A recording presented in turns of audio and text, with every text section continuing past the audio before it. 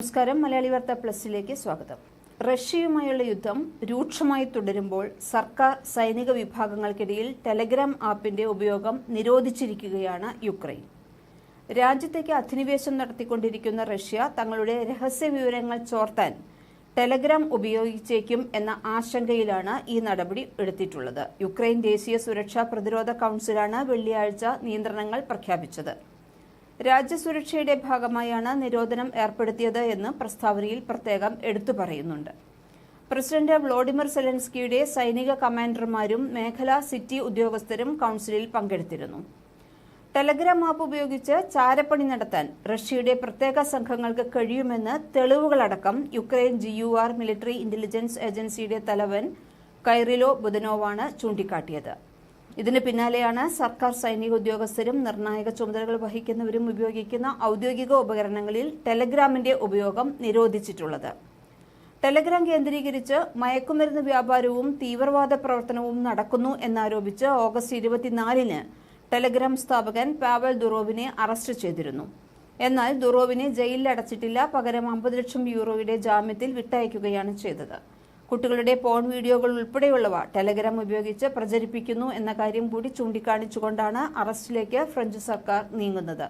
യുക്രൈനിൽ ഇപ്പോൾ ഉദ്യോഗസ്ഥർ ഉപയോഗിക്കുന്ന ഔദ്യോഗിക ഫോണുകളിൽ ടെലഗ്രാം ഉപയോഗിക്കുന്നതിന് മാത്രമാണ് നിലവിൽ നിയന്ത്രണം ഏർപ്പെടുത്തിയിരിക്കുന്നത്. 2022 ഫെബ്രുവരിയിലെ റഷ്യൻ അധിനിവേശത്തിന് ശേഷം യുക്രൈൻ പ്രസിഡന്റ് വ്ളോഡിമിർ സെലൻസ്കിയും മുതിർന്ന സൈനിക ഉദ്യോഗസ്ഥരും ഉൾപ്പെടെ ആക്രമണങ്ങളെക്കുറിച്ചുള്ള വിവരങ്ങളും തീരുമാനങ്ങളുമെല്ലാം ടെലഗ്രാമിലൂടെ ആയിരുന്നു അറിയിച്ചിരുന്നത്.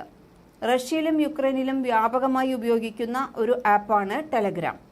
ഏകദേശം 33,000 ടെലഗ്രാം ചാനലുകളാണ് യുക്രൈനിൽ തന്നെ സജീവമായിട്ടുള്ളത്. ഇതേസമയം ഫോണിൽ നിന്ന് നീക്കം ചെയ്യുന്ന ഫയലുകൾ ഉൾപ്പെടെ സ്വകാര്യ വിവരങ്ങൾ റഷ്യൻ സംഘങ്ങൾ ടെലഗ്രാമിലൂടെ ചോർത്തിയേക്കും എന്നാണ് യുക്രൈൻ ഭയക്കുന്നത്. ഇക്കാര്യം തെളിവുകളടക്കമാണ് ബുദനോവ് ചൂണ്ടിക്കാട്ടിയത് എന്നാണ് സെക്യൂരിറ്റി കൌൺസിൽ പ്രസ്താവനയിലൂടെ അറിയിച്ചത്. എന്നാൽ ഈ തീരുമാനത്തിന് പിന്നാലെ വിയോജിപ്പുമായിട്ടാണ് ടെലഗ്രാം രംഗത്ത് വന്നിട്ടുള്ളത്. ഉപയോക്താക്കളുടെ വിവരങ്ങളോ സന്ദേശങ്ങളോ ഒന്നും തന്നെ തങ്ങൾ ആർക്കും കൈമാറാറില്ല എന്നാണ് ആപ്പിന്റെ ഔദ്യോഗിക വിശദീകരണം പുറത്തു വന്നിട്ടുള്ളത്. സന്ദേശങ്ങൾ ചോരുന്നത് ഉപകരണങ്ങൾ ഹാക്ക് ചെയ്യുക വഴിയാണെന്നും ടെലഗ്രാം പ്രതികരിച്ചിട്ടുണ്ട്. നേരത്തെയും ടെലഗ്രാം സംബന്ധിച്ച് നിരവധി ആശങ്കകൾ യുക്രൈൻ ഉയർത്തിയിരുന്നു. എന്നാൽ നടപടികളിലേക്കൊന്നും തന്നെ നീങ്ങിയിരുന്നില്ല. ഏകദേശം 75% യുക്രൈൻ പൗരന്മാർ ആശയവിനിമയത്തിനായി ഉപയോഗിക്കുന്ന ആപ്പാണ് ടെലഗ്രാം. കൂടാതെ ഒരു വിവര സ്രോതസ്സായും ടെലഗ്രാം ഉപയോഗിച്ചു പോരുന്നുണ്ട്. യുക്രൈന്റെ തീരുമാനത്തിന് പിന്നാലെ ആരുടെയും വ്യക്തിപരമായ വിവരങ്ങളോ സന്ദേശങ്ങളോ പങ്കുവയ്ക്കാറില്ല എന്ന് ടെലഗ്രാം വീണ്ടും അറിയിച്ചിരിക്കുകയാണ്. റഷ്യ ഉൾപ്പെടെ ഒരു രാജ്യത്തിനും ടെലഗ്രാം വിവരങ്ങൾ ചോർത്തി നൽകാറില്ല എന്നും നീക്കം ചെയ്യുന്ന സന്ദേശങ്ങൾ എന്നേക്കുമായി നീക്കം ചെയ്യപ്പെടുമെന്നും അത് തിരിച്ചെടുക്കാൻ സാങ്കേതികമായി സാധിക്കില്ല എന്നുമാണ് ടെലഗ്രാം അറിയിക്കുന്നത്. പക്ഷേ യുക്രൈൻ ഈ കാര്യങ്ങൾ നിഷേധിക്കുകയാണ്. ഇതേസമയം യുദ്ധം തുടരുക തന്നെയാണ്. റഷ്യയുടെ മിലിറ്ററി കമാൻഡ് തങ്ങളുടെ കുർസ്ക് മേഖലയിലേക്കുള്ള യുക്രൈന്റെ നുഴഞ്ഞുകയറ്റം മുൻകൂട്ടി കണ്ടിരുന്നു. ഇത് തടയാൻ മാസങ്ങളായി പദ്ധതികളും ആസൂത്രണം ചെയ്തിരുന്നു. യുക്രൈനിയൻ തുറമുഖ നഗരമായ ഒഡേസയിൽ റഷ്യൻ മിസൈൽ ആക്രമണത്തിൽ 4 പേർക്ക് പരിക്കേറ്റിട്ടുണ്ട്. ചില തുറമുഖ സൗകര്യങ്ങൾക്കും ആന്റിഗ്വ പതാക ഘടിപ്പിച്ച സിവിലിയൻ കപ്പലിനും കേടുപാടുകൾ സംഭവിച്ചതായി ഗവർണർ ഒലെ കിപ്പർ പറഞ്ഞു. 70 റഷ്യൻ ആക്രമണ ഡ്രോണുകളിൽ 61 യുക്രൈനിലെ 13 മേഖലകളിലായി 4-1 മിസൈലുകളും നശിപ്പിച്ചതായി യുക്രൈൻ വ്യോമസേന അറിയിച്ചു.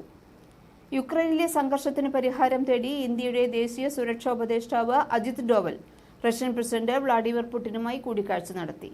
സെന്റ് പീറ്റേഴ്സ്ബർഗിൽ ബ്രസീൽ, റഷ്യ, ഇന്ത്യ, ചൈന, ദക്ഷിണാഫ്രിക്ക എന്ന ബ്രിക്സ് രാജ്യങ്ങളിലെ ദേശീയ സുരക്ഷാ ഉപദേഷ്ടാക്കളുടെ സമ്മേളനത്തിനിടെയായിരുന്നു ഈ കൂടിക്കാഴ്ച നടന്നത്.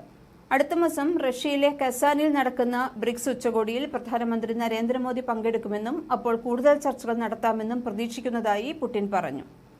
2 ആഴ്ച മുമ്പ് മോദി യുക്രൈൻ സന്ദർശിച്ചിരുന്നു. അതിന് 6 ആഴ്ച മുൻപ് റഷ്യയും സന്ദർശിച്ചിരുന്നു. റഷ്യയുടെ സുരക്ഷാ ഉപദേഷ്ടാവ് സെർഗെയ് ഷോയ്ഗുമായും ഡോവൽ ചർച്ച നടത്തിയിട്ടുണ്ട്. യുക്രൈനിൽ നിന്ന് ഈജിപ്തിലേക്ക് ഭക്ഷ്യധാന്യങ്ങളുമായി പോയ കപ്പലിന് നേരെ കരിങ്കടലിൽ വെച്ച് റഷ്യയുടെ ആക്രമണം ഉണ്ടായതായി യുക്രൈൻ ആരോപിച്ചു. ഭക്ഷ്യധാന്യ കപ്പലുകളെ ആക്രമിക്കില്ല എന്ന ധാരണ റഷ്യ ലംഘിച്ചതായി യുക്രൈൻ പ്രസിഡന്റ് വ്ളോഡിമിർ സെലൻസ്കി പറഞ്ഞു.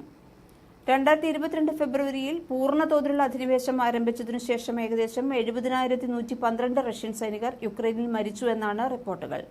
ഔദ്യോഗിക പ്രസ്താവനകൾ, മാധ്യമങ്ങളിലെ മരണ റിപ്പോർട്ടുകൾ, സോഷ്യൽ മീഡിയയിലെ അറിയിപ്പുകൾ, റഷ്യൻ സെമിത്തേരികളിലെ ശവകുടീരങ്ങൾ തുടങ്ങിയവയെ പൊതുവായി ലഭിച്ച വിവരങ്ങളിൽ നിന്നാണ് ടോൾ രേഖ രേഖപ്പെടുത്തിയിരിക്കുന്നത് എന്ന് അറിയിച്ചു. മലയാളി വാർത്ത പ്ലസ്.